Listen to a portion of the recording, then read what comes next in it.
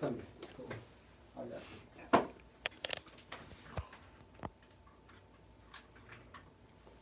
You good now? Okay, Good. thank you.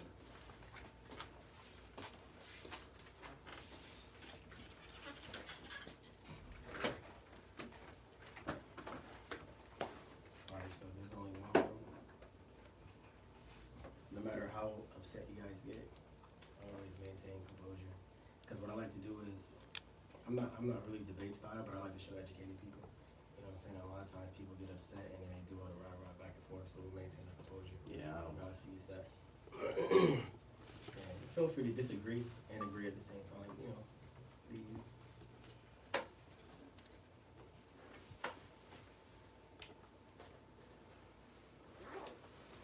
Do we have this one stream up on the TV? Yeah, I'm gonna put it up. Just so you can see you guys some Is this live streamed or is it, Oh yeah, we live stream on real cool and all type of stuff. right, This is digital radio. This is my largest platform is on here.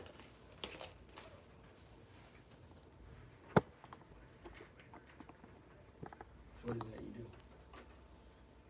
What is it that you do? Oh, I'm a bail bonds.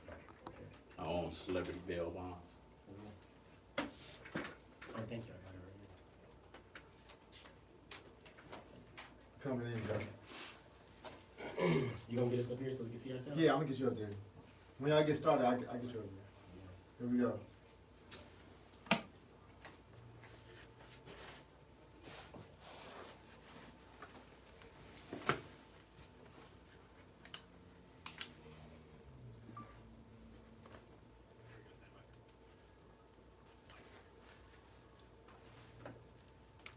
Welcome everybody to another evening of Real Talk Radio with your host, Joe Collins, congressional candidate, California's 43rd district. Now, I know you guys see that I have two people here with me, and these two people are very interesting people. All right, we have Don Sullivan to my left, who is a bail bondsman. He's going to tell you a little bit about herself. And then to my right, I have Tara Perry, who leans to the left. And she's a civil rights activist, very prominent in the South LA community, and she has her organization, the Black Pact. And we're going to get into these things. We're going to talk about more issues in the black community. And the reason why we're on these issues so tough is that there are a lot of people who really don't understand the issues that are going on in the black community, even when it comes to police violence, police brutality, the lack of economic development within our communities and everything. And so what my goal is I want to do my best to help people understand things that go on in a black community. Everybody has their rhetoric, but we have to start understanding that just because you feel a certain way doesn't mean that that is the reality of everything that's going on. So let's go ahead and start with Tara. Tell us a little bit about you, give us a little bit about your background, and tell us something about your Black Pact, the reason why you started it, what it is, and things like that. sure. Thank you for having me. Let's see, I am born and raised in Los Angeles, and I grew up in the Valley, but moving to South Central in the last 4 years, I realized that there are low opportunities here for the African American community. And beyond that, I also saw a real disservice in how certain companies would treat black people in this community. And I ran for a neighborhood council in Los Angeles and in South Central. And then later after that, I actually realized that our current council member, Marquise Harris Dawson, should I not say his name? You can say his name if you We'll want to. name him. So he was gentrifying the area, right? But a lot of people were seeing that this beautiful black man, he's got to have our interests at heart, but that's not what was really happening. And so I was inspired to run against him this past November, and I lost in a primary, but that ain't the end of it. We have to start stepping up and actually trying to get resources for our community.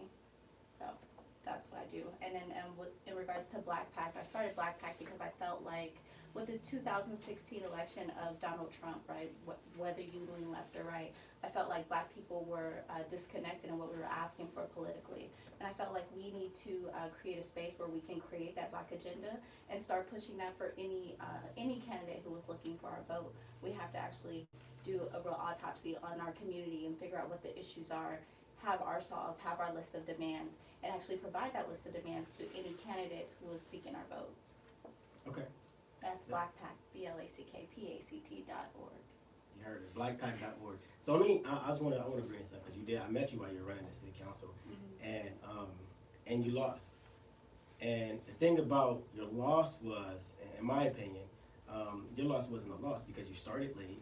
You know what I'm saying? It's like you started picking up steam as the election was coming to an end. So I think that had you started earlier, or even earlier in last year, early 2019, I think you could have beat him. And I saw you guys at a few events, and whenever he would see a lot of people there, if he knew he had some competition, he would not stick around. So He ducked out of there. He was shout out to Marquise Harris Dawson. And I'm not gonna say he's a coward, but I think he could have did a lot better campaign. I think he was betting on the fact that nobody would make the ballot outside of himself. And go ahead and tell people really quick how they can find you on social media. Let's get that out the way. Okay, sure. I am on Instagram at the real Tara Perry, TaraPerry. No relation to Tyler Perry. And you can also find us. Our Black Pact Instagram is the Black_Pact, PACT, and blackpact.org. Okay, cool. You guys got that information. We're going to take a quick break, and then we're coming back. We're going to get in Don Sullivan. So you guys stay tuned. Again, thank you for joining us on Real Talk Radio. We will see you in about 30 seconds.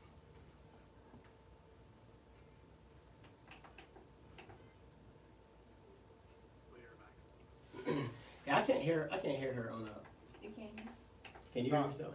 I can hear it. You She, can? she got a soft voice. Okay. Yeah, so it ain't. Do you know. want me to bring it But up a little? if you could definitely talk into that mic, that'd be. Yeah. Talk Talk closer right. to the mic Yes. or louder? Thank you. Well, I was working on my sexy voice. I'm losing my voice. We were out there yelling at people all day. Why is this thing? Get the box. Facebook is like that. We had a food drive. Out here. Awesome. We had some good stuff too. Jesus Christ. He brought chicken breasts and all type of stuff. Sausages. I'm like, jeez, man, this is good. Yeah, another box of cookie dough, man. I don't even eat sweets that much. You don't tell heavier guys about the food afterwards. Yeah. It wasn't cooked. 15 It seconds. wasn't Okay. cooked. Yeah, it was, because we like to do a lot of things for the community.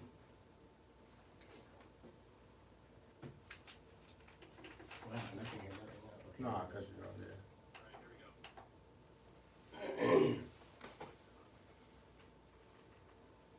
We let the music play a little bit. This sounds good.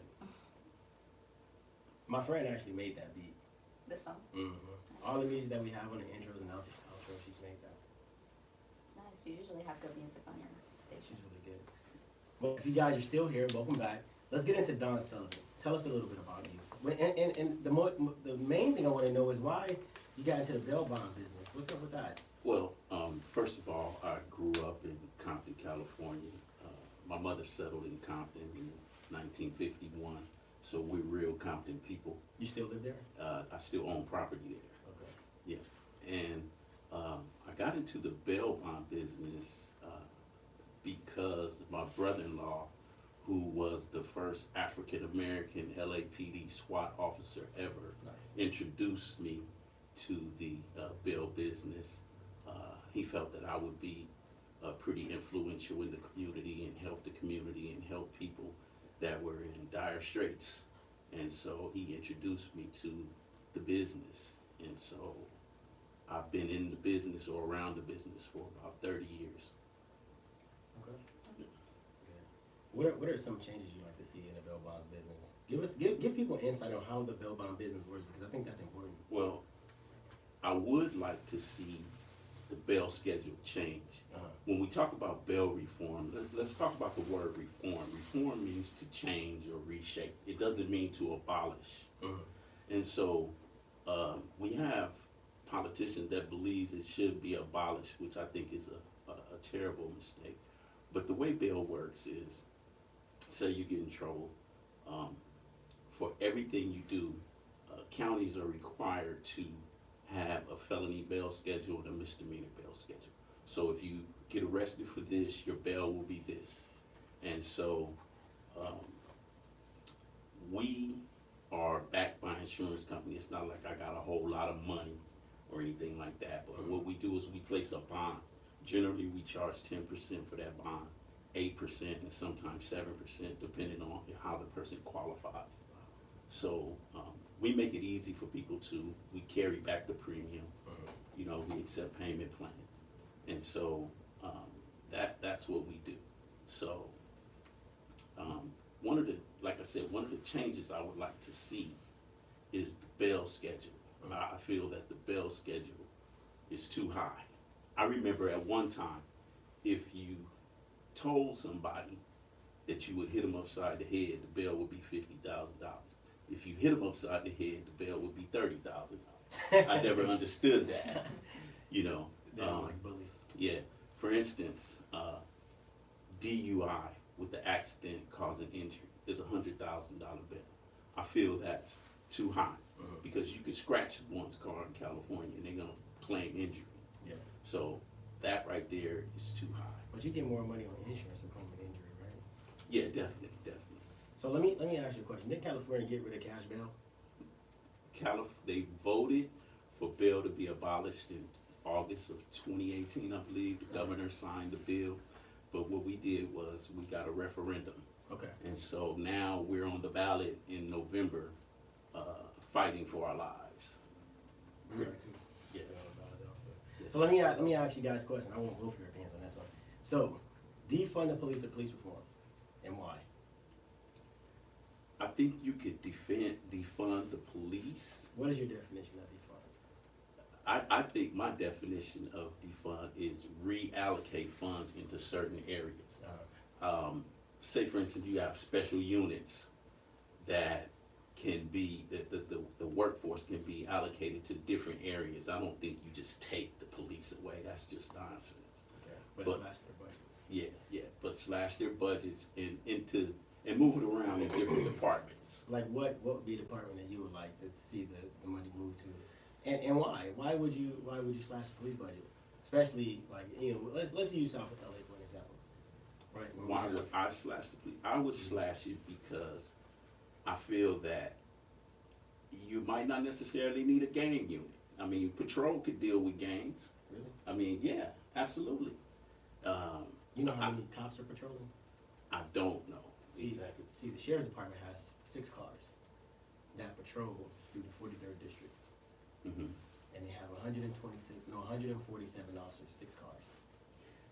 But in an emergency, people will come from everywhere. I don't think so. But, Oh yeah, but you the call on sheriffs local don't departments to help you in bigger departments. And if the police can't handle it, you got the National Guard The National Guard has to be activated, though. by the governor. Yeah. But isn't He's not Hawthorne? gonna activate the National Guard for a domestic issue. No, not a All right. domestic issue. Not a domestic issue, but I'm saying if things get out of control. Well, But they, isn't Hawthorne in the 43rd district? Uh-huh. And Hawthorne has their own police department, right? yeah, So they have their own police they department. have a precinct. But they have their own police department, so just because only 6 cars are from the sheriff's department, it doesn't mean they're under police. It just means They the are sheriff has a national certain share of the beat, Mhm. because of the other cities have their own So, police departments. so also. the sheriff does Florence. department and the police department kind of have the same job. They just have the sheriff department has more responsibilities than the police department. How so? All right. That's what Captain Allen was saying whenever we met with him.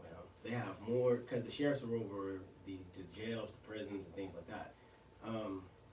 Along with maintaining certain areas of responsibility that coincide with the police department as well. So let's get back to you. Defund the police or slash our reform. Well, I would say defund the police because we're throwing money at a problem, but we're not throwing money at solutions. Okay. It's the tail end. So what would be like the solution? So the LAPD gets what $2 to $3 billion a year from LA 3.7 City. billion. 3.7, it's even more than I thought, right? So say you take $500 million and funnel that into the community and provide mental health services and have a different type of response unit, because a lot of these unjust killings where LAPD is killing unarmed people, these are usually people who need mental health care. Okay. So if we provided more care for people and reallocated those funds for that, we would have less crimes and less killings. So I think one of And the questions. less over policing. One question that I have is, why take money from the police department and allocate those funds to different areas when you can create a separate budget or increase the budget for those areas that you have from the state funds? I know in the military I dealt a lot with budgets, and I know one thing when it comes to budgets is sometimes when you reallocate money to a budget, sometimes it increases the budget for both departments, but you can also increase the budget for certain departments based on the needs of those departments. Now, if we're saying that, take money and put it in social service, and social service is not even being used by people in the community, how is that even effective? And how can you ensure, right? Because oversight is a big issue that we have in Los Angeles. How can you ensure that those monies are actually going to go to services and people are going to use those services? Well, I think when you also have police who are responding to mental health calls, right? Like, police have to justify their budgets, right? They have certain numbers and quotas that they have to meet. If they are spending all of this money in the LAPD department, they're expecting them to have certain amount of tickets, make certain amount of arrests. But you will decrease those numbers of the quotas if you're actually providing services for people instead of people committing crimes. So, we'll get back into this once we come back from our break. But since they've been talking about defunding the police, gang violence, gun violence in Los Angeles, violence period has went up 16%. Right, since they've been talking about defunding the police, they took the money from the police and they did something with it. And we're gonna take a break and we're gonna come back with that.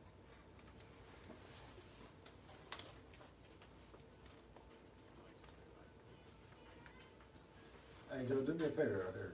Can you take off that jacket? No, because it got my logo right here. It's so loud though. Every time you move, it sounds like a trash bag, bro. I'm serious. I'm so serious. It's coming through the mic. You don't hear it? Put a t-shirt on. When you I moving? got a t-shirt on.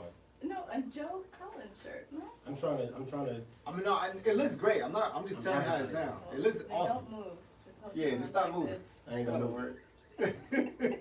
This should work now.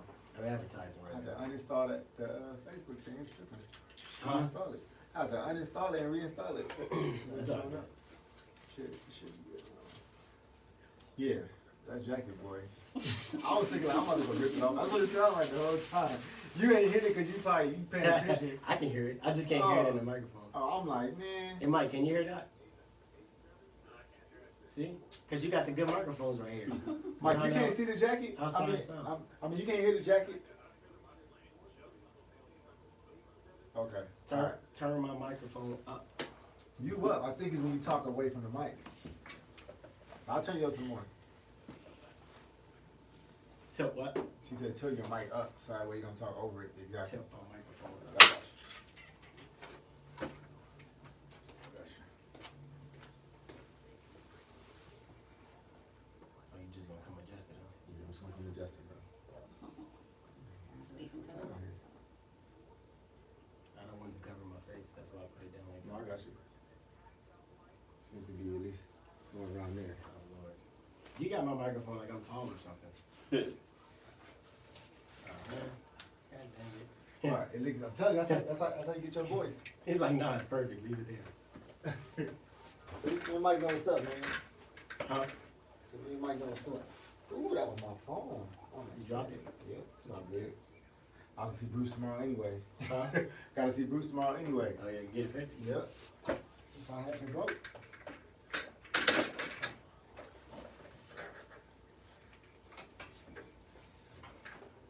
All right.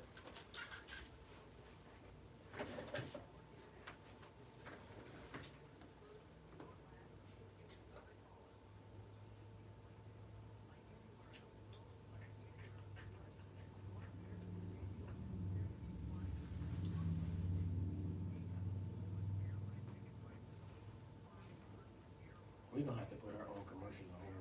These commercials. Black Pack will make one for you.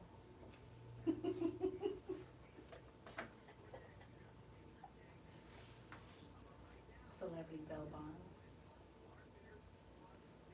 If I get arrested, I'm calling you too.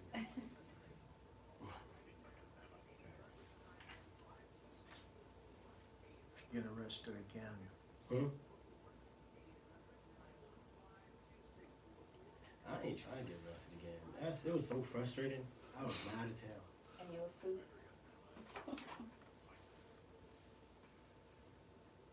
All right, guys, welcome back. So, crime, violence in Los Angeles went up 16% since they've been talking about defund the police. So, my question is, if you want to defund the police, you want to slash the budgets, right? That means obviously officers are going to have to move out of the different areas. So when we talk about like gang violence, we talk about like domestic violence or alcohol-related incidents in the 43rd district, or even in California, Los Angeles in general. how can you get people to start policing themselves? What do you make the gangs calm down? Do you bring them together and try to talk some sense into them and tell them, hey, stop killing each other because we don't have any more cops to patrol the area? Like, what do you do with crime when we remove the police from our communities or we slash the budget so they can't patrol as much as they used to? Well, first of all, I believe that 16% is what you call numbers dancing.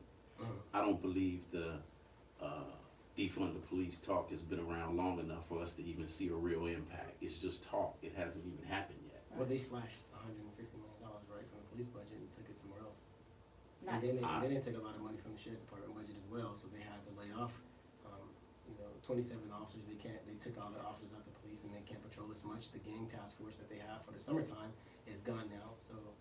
I believe that the influx of crime is directly related to the Judicial Council putting in place, in effect, the no bail situation with the COVID going on. That could directly be related to the spike in crime. Criminals know, hey, if I go to jail, I'm getting out on a ticket. So they know this, and this was done prior to even them talking about defunding the police. I mean, but violent crime is, they also correlate violent crime increase to sales of ice cream, right? It's summertime. Crime goes up in the summer. You know, it's like Don says, it hasn't been enough time. Defund the police is just talk right now. They haven't even really removed those funds actively. There's also the Yeah, that money's gone. there's also the blue flu, right? That LAPD is participating in. They're calling in sick. They're calling in sick. They're not showing up. They're not working the beat. And then there are also groups of LAPD who are actively at protests and antagonizing protesters and arresting people. So that's where the focus is. I think these police are not crime prevention. They show up after. So these people and these violent crimes would have happened regardless if there was defund the police. So what happens when the Police police show are up not able after to the show up fact. at all? It was They 6 shootings in already this don't area. make arrests. In the last 3 weeks, it was 6 shootings since we've been here. Mhm. 3 of them came I a don't couple think of days ago. I It don't wasn't think additional shootings. police would prevent that though. Why not? Because people don't shoot when cops are around. Oh, okay. If I beg to differ on that. they shoot when cops are around, they shoot at the cops. They shoot everything. You know, I mean, most of my clients come up out of Compton, Long Beach, and South Central Los Angeles. Cops do serve as preventive maintenance, but the moment they turn their back, these guys go back to business. Right, and these are usually crimes of poverty anyway. The violent crimes is basically the streets policing themselves. People have been locked out of economic participation. There are no jobs. There's high gentrification. There's a market among itself, and that is why crime exists until we want to actually address poverty, until we want to actually address homelessness, until we actually want to address mental health issues. There's going to be crime. So how do you think we can address these issues, right? Because gentrification, I know we see odds on gentrification, right? Do you believe in gentrification? You like gentrification? How do you feel about that? Because I think personally, you ain't gonna be able to stop gentrification no matter what happens. Well, no, because gentrification basically means they buy it, they fix it up, they sell it for what they want. You can't stop that. What I do believe you can do is, and I've said this a long time ago, even when they built the Major League Baseball Academy in Compton, you have to start with the babies. You have to have programs in place for the babies. You don't just totally ignore the older kids and the young adults, but you have to invest in the babies because it's not going to take long for them to grow up and be productive citizens. Right, but when you have these babies, right, but they going home to these broken people, this traumatized people, their parents are those people. So you can put all your resources into these babies, but you still run the risk of them being tainted because we haven't really gutted the cancer that has been permeating throughout our community. I remember my dad telling me, if your mother's a prostitute and your daddy's a pimp, you still have great examples in the community through the church and people that are doing well. And you have to have social programs in place. These kids have energy. They have the same energy that kids in the suburbs have. I agree. I'm But just saying if you that don't we have to actually provide the resources for everyone, not just the Absolutely. babies. Absolutely. Yeah. No, I agree with that. That brings us to a point, and we're gonna talk about it when we come back from break. economic development or the lack thereof in our community, because we have a huge lack of economic development, which locks us out of any type of economic opportunities. And it was crazy because I was actually having this conversation with some of my supporters earlier today, and you know we were going back and forth on a few issues. But when we come back from break, we're gonna be talking about why we don't have economic opportunities and what can we do to fix it, and the reason that it happened in the first place. Stay tuned. We'll be right back.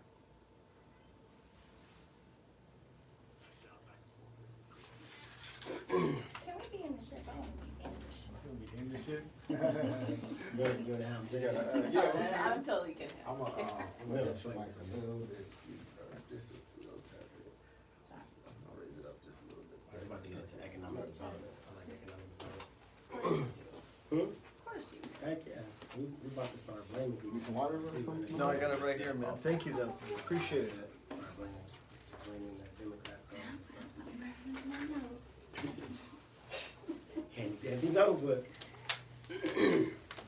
yeah, I don't get too much into. Personally, I'm not a fan of defunding police, but whatever. I don't make the decisions around here, but I like to listen to people and their ideas when it comes to defunding police. I think we need more police, but I think we need more social training. Well, let me tell you something. Defunding the social police training? is, to me, is crazy. I'm not saying defund. I'm saying reallocate it and make it put it to where it's the most effective. Yeah. Within the department. But that nonsense about social workers showing up on calls, that won't last too long.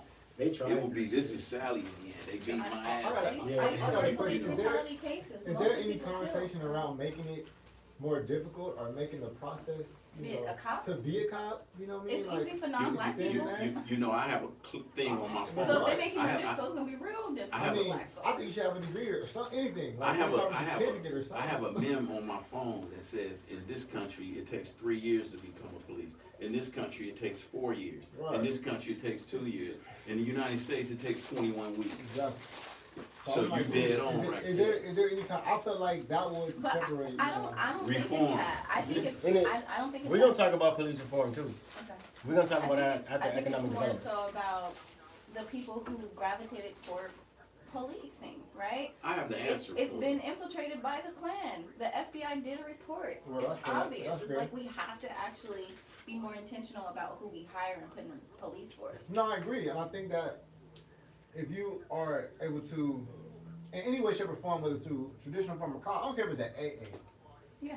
go through something that allows you to expand your mind and get perspective before you become police, because a lot of them have perspective. Yeah. They just have where they come from, they become cops. You know, that's it. And But we don't need It you. also is rooted in slave catching. So that it's I also mean, they gotta the go to the actual military system. for a year. It's Anything. also the actual acts of policing, their activities. We that don't they need participate you in. policing in the 43rd district if you're from North Carolina. Exactly. Yeah, so I need to be here. That's Period. right. You see what I'm saying? I have the answer. Yeah, I have the answer residential requirements. for police brutality and all that stuff. Residential requirements. If you wanna ask me, feel free. Okay. There's no check and balance either, there's nothing to like, I feel like Well, see, Right. check and balance management is commercial. what's happening because Time to find. that's what they trying to do. When they try to remove us, the bail bondsman, there's no check and balance. See, they gonna come back and try to make people still pay bail, except they gonna pay it to the city. right, That's what they gonna do, right. okay? You said the answer for what? Policing? Yeah, I have the answer for police brutality. Good conversation. I do too. Mine is legit. Mine is too. It's Okay. like, mine's lit. I'm a politician. Yeah. Well, let's hear it, John.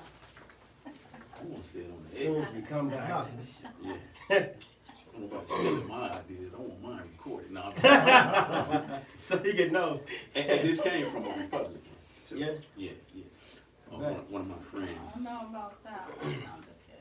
This, Because you know what? this Barack dude Obama, invented super Hey, good. I would believe it. Here we go. Barack Obama passed that police autonomy law. Barack Obama. Hush. Oh, All right, guys, welcome back. So so while we're in break, Don said that he has a answer for police brutality. Mind you, I think people need to understand this. Police brutality is not police violence. Those are two totally different things. A lot of times, police brutality go it goes undocumented. It goes unreported, right? Where police violence, sometimes you don't have a choice, you have to, because everybody sees it. We're in the information technology age. Everybody has cell phones. Everybody can see everything that's going on. So let's hear your answer for police brutality. I want to hear what you got to say. And then we're going to get into economic development. I believe that if you make police officers get their own bond to be police officers, and if they get accused of police brutality once or twice, and the insurance company will no longer insure them, then they're no longer police officers. Email me that. I didn't think he was going to say that. Yeah. I've heard that argument before. Yeah. The only thing about it is when the police kill a citizen, right? They're covered, right? They have qualified immunity. So whether it's about Thanks the to actual, Barack it's Obama. not really, but. Because he did pass the police Can I finish autonomy. my law. point, That's what I'm saying. sir? Thank you. Yeah, so they actually sue the city. The city pays the settlement fees.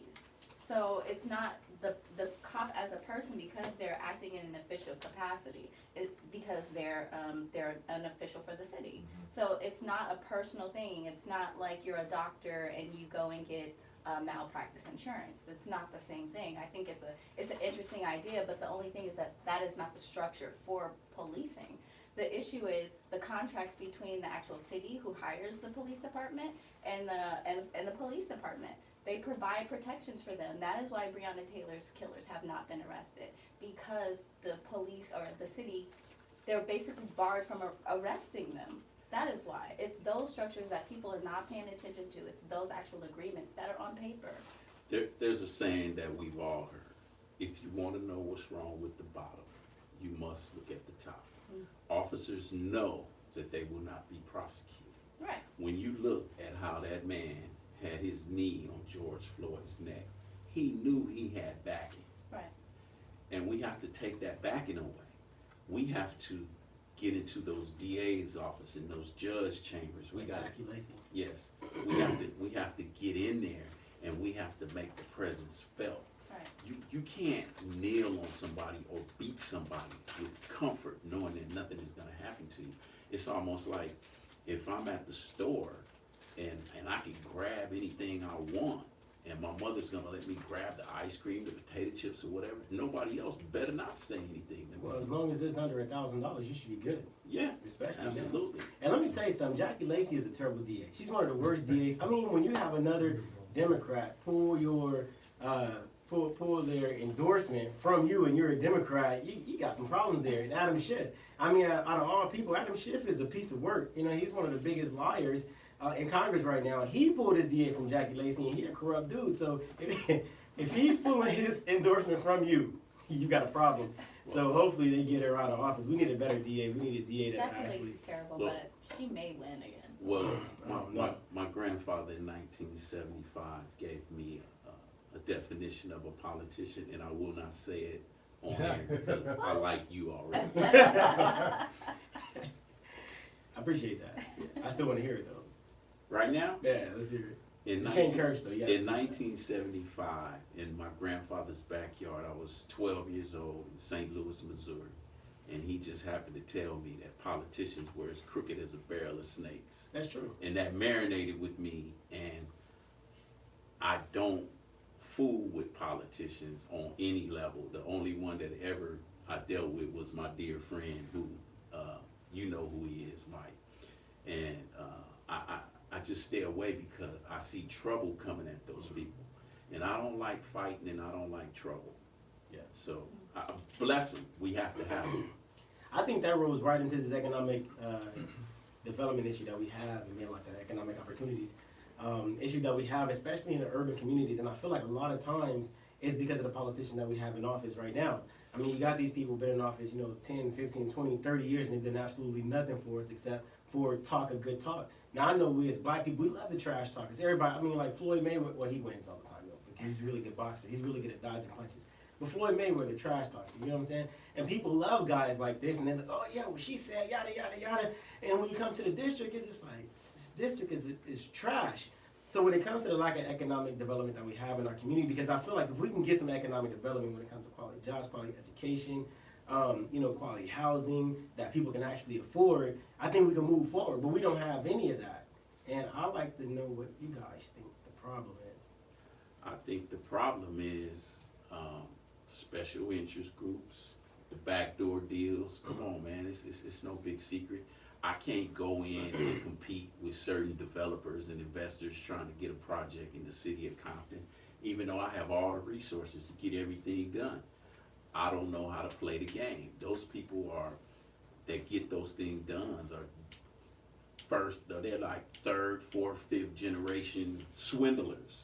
And here we are at our first go round, and we don't know how to play the game. Well, because we don't have enough money to play the game. Right. I mean, like, if we look at the city councilmen, and I saw this coming from a mile away. I started talking about this maybe last year.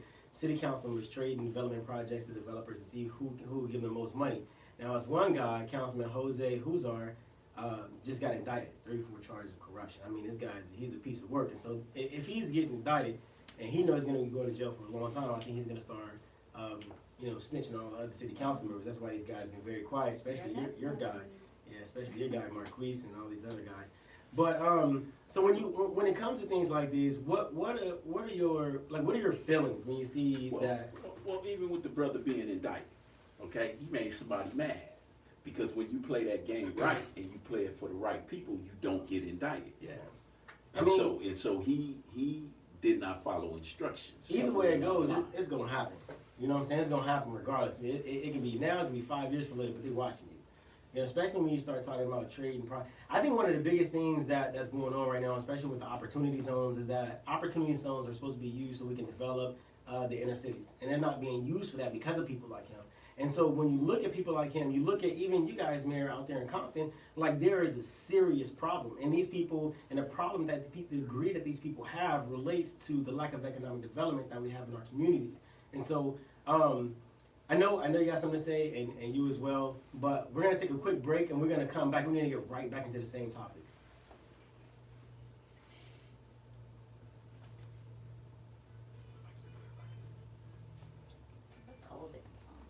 The real talk. Huh? Yeah. Masego, he nice. Oh, yeah, he's cold with No, it. he's nice.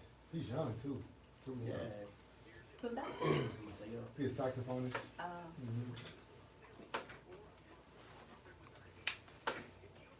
We was itching to get that out. We only have 1 minute left, though. I'm telling people to vote for you, man. Yeah, I appreciate it. I need to talk to Sleepy down the street. He was talking to me about a project to get that whole wall painted. Yeah. I'm gonna pay for that to get. I'm gonna pay to get that done. I met a dude. It was crazy because he came to the cigar event that we had at Debonair Cigar Lounge, and he was like, "Yeah, I do this, that, and the other." And I'm like, "Cool." I was like, "Shoot me an email." And I was just talking to Sleepy about it yesterday, and it's crazy that I saw the dude today at the rally, out of all places. Yeah. And he was like, "Yeah, you never emailed me back." I was like, "Oh, I got a ton of emails, but email me right now because I do got a project for you now that we're talking." That was pretty neat.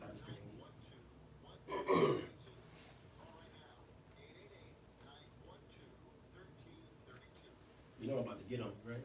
Me? Yeah. Okay.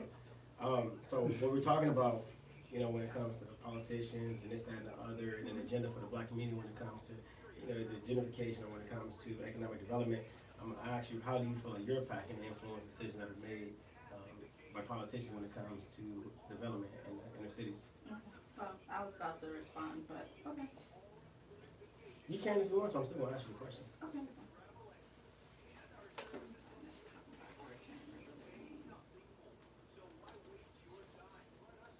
We're working on a project here too for veterans. I'm excited about it. What was that? So we're working on a project here for veterans too. I'm excited about it. I talked to one of my friends who have a development for veterans health services and stuff. I got some brothers in my church that are veterans, man, that are active in helping veterans get all their We benefits. need all of those. Yeah. Yeah. Housing and healthcare services is tough.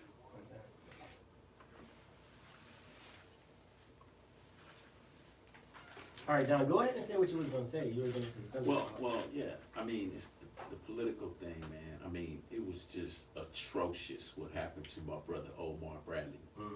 I mean, they had the brother on the stand asking him what did he do with $15 in New York 4 years prior. I got a question. What happened to that money that got lost? Some mysteriously was like $3-4 million not too long ago through Aja Brown. That Mayor of Compton, because it was a lot of money. It's a lot of money going through there and a lot of money disappearing. And I'm watching things that are going on in Compton, and I've never been a fan of Aja ever since we had a little run-in over a picture. And I don't think she pays enough attention to what's going on around her. I think she's gonna end up going to prison as well. So I'm trying to figure out what's happening to that money. And I know that she took all the parks and put the parks under foundations that she had control over so she can get that state money. Well, right now as we speak, I don't know what she did with the money. But if you let me step outside and use my telephone, I'll tell you what happened with the money. Nice. Then you called me Big Don the Bail Bonds, Compton, California, brother. So Big Don the Bail Bonds. I get all the information. Yeah, so I look forward to seeing her in prison soon. I was on Instagram and somebody sent me some rant that she was doing. She got pulled over by the sheriff's department. She was scared. Like, you should be scared. I get pulled over by I haven't been pulled over in years. If I get pulled over, I'd be scared too. Especially if I was that crooked. Like, she never knows what's gonna happen. That's why she's so paranoid. And I'm like, this clown deserves everything that she has coming for her. I remember after she won mayor, she was on her high horse. She tried to run for Congress against Nanette Barragán and lost terribly.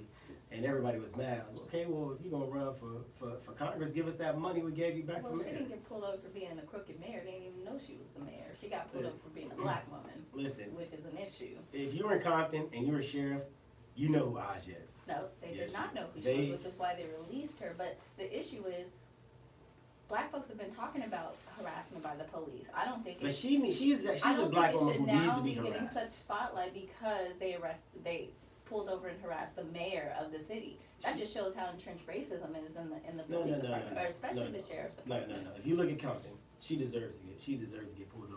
I don't think I And have she anything deserves, to do with it. look into Compton. She deserves everything that she gets. She's the mayor of Compton. She deserves it. She needs to go away for a very long time. I think Well, they need to rid racism out of the sheriff's. Being a longtime resident of Compton, you know that certain people aren't real residents of Compton. Yeah. And certain people are sent. I mean, there's a politician in there right now that we know the man that lived next door to where she claims she lived, that lived there all his life. She stole that house too. Yeah, She's still there. so, you know, I mean, come on, man. So Tara, you got the Black Pack, right? Mhm. I think it's a pretty neat organization. I was looking at it online a couple of days ago, and we had a few conversations about it as well. So one thing that I want to know is with Black Pack, right? Especially knowing the issues that we have, especially in the inner cities, and mind you, the majority of our cities, right? I'm a Republican. I'll be honest with you, have been ran by Black Democrats. Everybody know that. Our cities have been ran by Black Democrats for a very long time. They've done a piss poor job of managing our communities. Part of the reason is because, for one, they're greedy. Two, they're influenced by other greedy people, which causes new Black Democrats in our community to become greedy. Even Latinos, you know, we got greedy Latinos.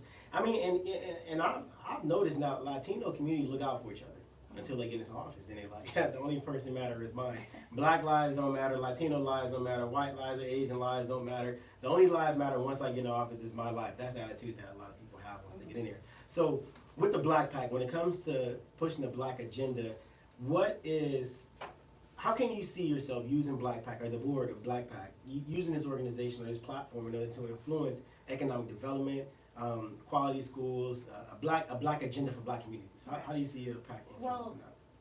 What Black Pack really wanted to stay away from was telling the community what we need, right? We're also, while we're gaining membership, we want to actually survey the communities and say, what is it that you feel that you need? And we're gonna have real economists look at these situations and help us draft legislation. I think it starts with legislation. I think the lack of Black participation when we were talking about economic development in our cities, a lot of it has to do with, we're not passing legislation that is actually carving us out. We were intentionally removed from economic participation. In order for us to get that back, and that was done legally, in order for us to get that back, we have to do it by policy. We have to make sure we have racial set-asides for us. No other race has been legally discriminated against and kept from being economically participating but us. And Mexicans. Legally, it was done by law, not that I'm aware of, but okay, we can talk about that. But So yeah, so that's why it has to be done legislatively. But we have to also bring black folks to a certain point where we have a code that we will not deviate from. We have this code of conduct, things that we will ask people for. A lot of folks are just giving their vote away because they're comfortable with Democrats or Republicans. I feel like black people don't need any permanent enemies or any permanent friends. It has to be about what is good for our community, and that is what drives us. It's not about party affiliation. I think that black people have been Black folks do entirely terribly too nice. in all cities, in Republican-ran cities as well as Democratic-ran cities. That is the issue of poverty. Let me and ask you a because question. poverty in the black community has never been addressed, from slavery to Reconstruction, redlining, Jim Crow, prison industrial complex, black folks have been relegated to being the bottom caste while everyone else is making money off of our backs. We don't have access to capital to participate. Let me That ask you a is why question really quick. economic development passes over us. So a lot of black people are Democrats, right? And a lot of black people say that they're Democrats because of the switch. It has nothing to do That's okay, besides the go point. I ahead. heard everything you said. So when we come back from break, because we're going to take a short break, I want to know if Democrats, if black people switch to the Democratic Party, knowing that the Democratic Party was the proponent of slavery, what has the Democratic Party done to rectify or give us any type of restitutions for the issues or the destruction that they've caused to our families, to our communities from slavery We're currently up until asking now? for reparations. So what I want to know is what the Democratic Party has done for black people, the black community, to give us restitution for the issues that they caused us from slavery up until now. We're gonna take a break. We're gonna come back. I'm gonna get with you, Tyra. We're gonna talk about that. And then I got another question too. So that's the first question. Okay. It's been an hour. So what I'm gonna ask you is, what does this mean? I'm gonna ask you if this means, I'm gonna ask you if this means, because we can see what I'm saying. I'm gonna ask you if this means Black Lives Matter. Does it mean power to the people, or does it mean black power? Why? Because my website? No, it's not because of that. I went to Minneapolis and marched to stand in solidarity with George Floyd. I put my fist up. They saying Black Lives Matter, and I marched with Black Lives Matter. I never even met anybody from Black Lives Matter. That's what I thought it was too. I'm asking the same question. What this means? Yeah, I got a lot of white people who be like, "That's Black Lives Matter." So I'm asking the black people what that means. Yeah, we gotta stop letting white people tell us what it is. I don't even know where they get that stuff from. We'll see. I like taking shots at haters. I do it all the time. How are Mexicans discriminated against legislatively? Because when they came here, they were able to own property, we were not. No. They had property because they were already here prior to coming. They got their property stolen and they got put in cages too. They're direct descendants of the Indians.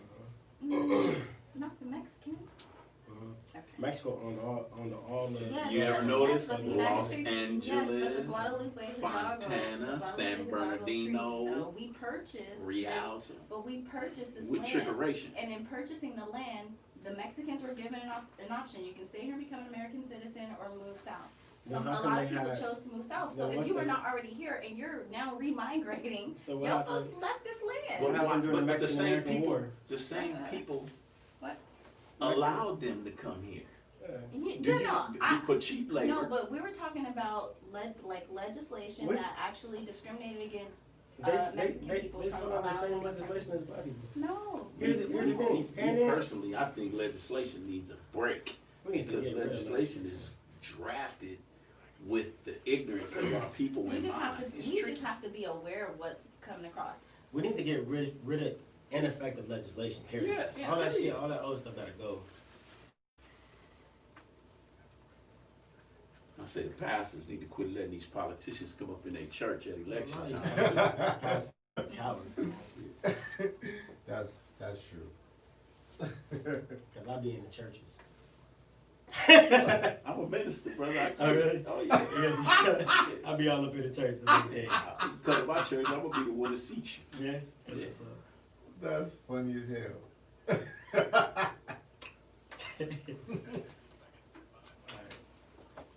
This one's only 4 minutes. Huh? This segment's only 4 minutes. So let's keep it short. Quick answers, no long answers. That's why I was trying to cut you off.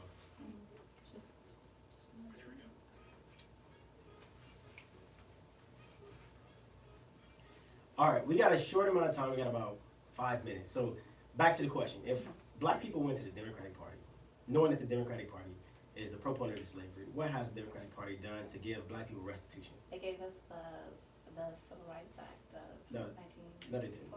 Yes, they did. The majority of the Democrats voted against. He didn't have a Yes. choice because he was a Democratic president. Yes, but The majority of the Democrats voted against that. 100% of the Republicans Not voted for that. 100%. 100% of Republicans voted for that. All right, give it us was something else. 75%. And that wasn't even It was restitution. 75%, but That remember, wasn't- that's not Goldwater- even- hold that's- on, that's not Goldwater- restitution. Goldwater came out against the Civil Rights Act, Okay, which so is what let me caused ask- the switch. So no, it's not. Yes. So if the Civil Rights Act was the restitution for black people, how come we still in the same position that we in? How come black people are asking for reparations? Because Shouldn't you have gotten reparations during the Civil Rights Act? well, we didn't after You King didn't ask for after it. King was assassinated, we stopped politically participating.